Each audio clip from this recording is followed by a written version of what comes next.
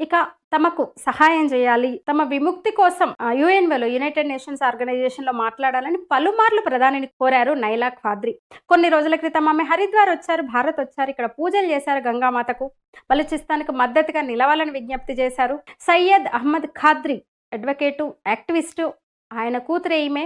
తను కూడా వాళ్ళ నాన్న కూడా బలూచిస్తాన్ స్వతంత్రం కోసం పోరాడిన పోరాట యోధుడని చెప్పొచ్చు.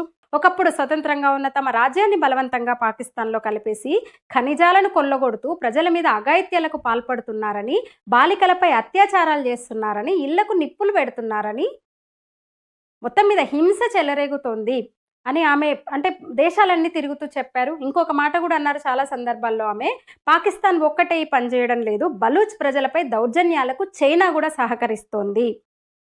బలూచిస్తాన్ ప్రజలు ప్రధాని మోదీని హీరోలా చూస్తున్నారు. ఆమె అన్నమాట. బలూచ్ నాయకురాలు నాలా ఖాద్రి బలోచ్ అన్నమాట. అందువల్ల ఐరాసలో మా కోసం భారత్ నిలబడితే, మా దేశం స్వతంత్రమైతే ఎప్పటికీ రుణపడి ఉంటాం భారత్‌కు, ప్రధాని మోదీకి. మీకు మద్దతుగా నిలబడతాం తర్వాత ఆమె అన్నమాట.